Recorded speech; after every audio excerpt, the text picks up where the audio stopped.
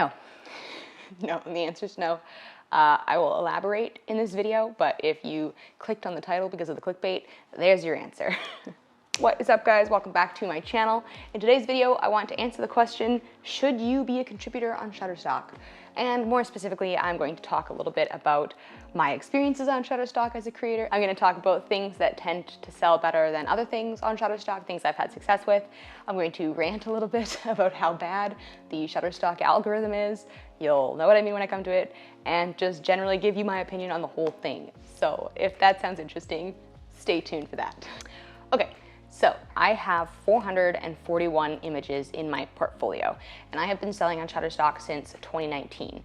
I'm very much a casual contributor, but that said, I have been uploading fairly consistently since 2019, and I've only been able to get 441 images and I think 20 videos approved. So we'll get to that in my algorithm section, but my portfolio is relatively small, not for lack of trying.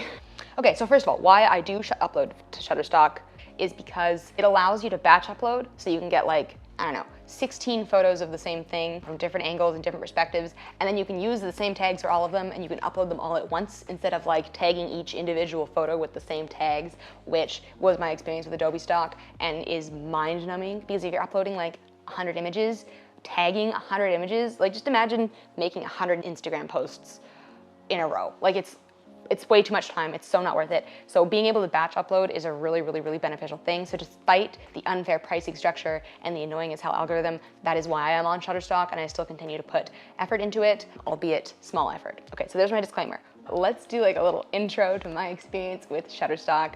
And this is going to be very similar, I think, to your experience if you are planning to be casual with it. I spend maybe like half an hour a week uploading things to Shutterstock, so it's not like a massive time commitment. It's not my business or anything like that, but just as a photographer, this is something that I make a little tiny bit of side income on and hope to make more on in the future.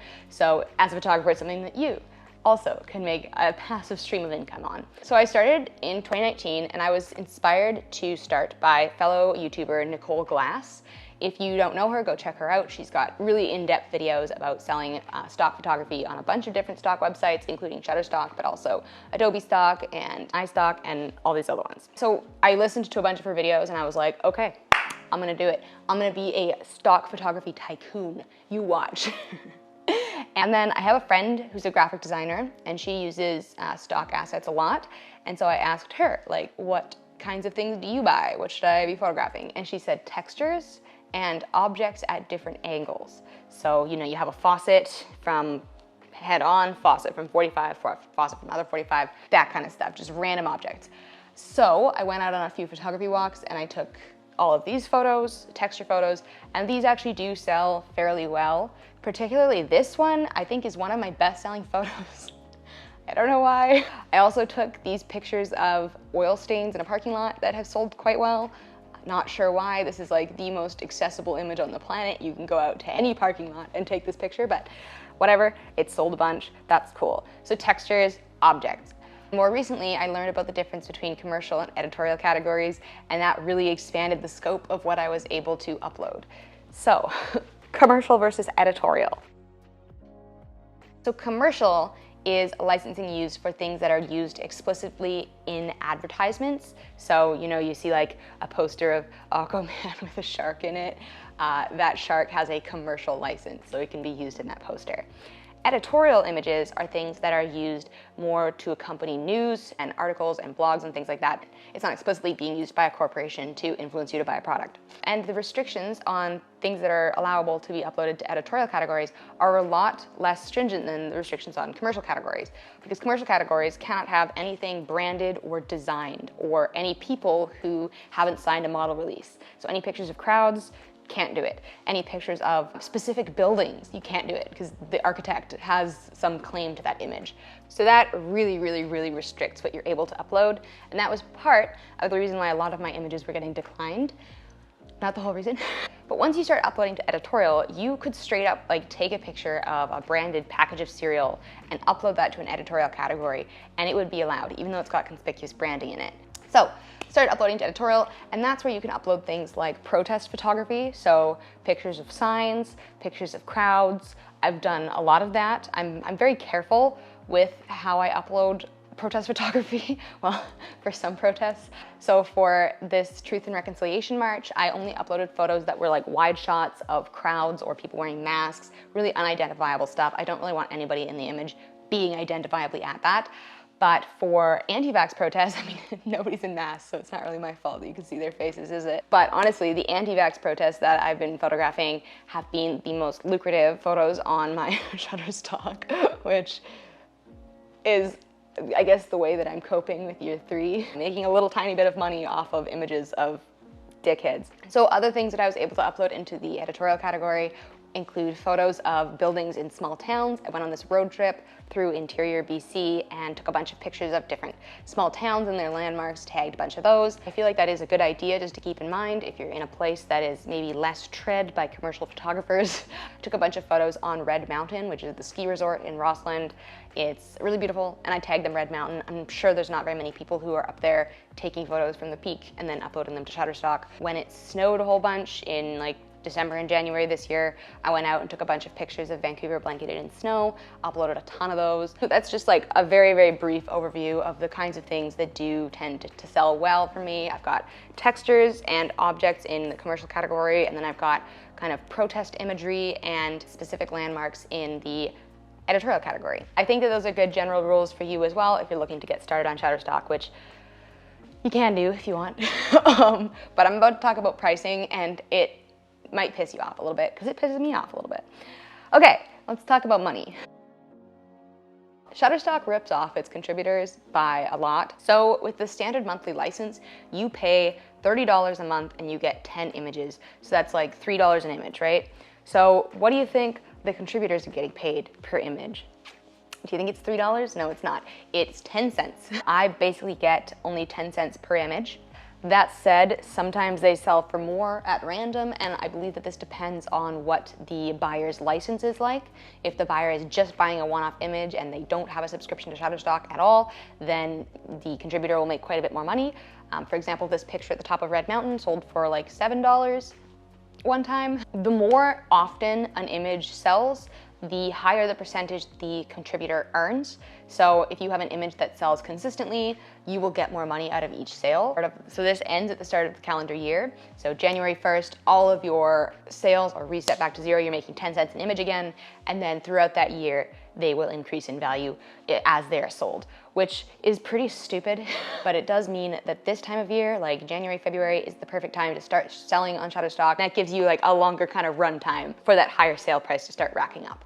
So one more thing about pricing and money, you really want to do quantity over quality in general, because you could have like one really cool photo, and if it never gets seen or if it's not in a popular category, then like it's not going to sell. The more things you can photograph and put up there, the higher the chance is that somebody's going to be looking for an image of that specific thing.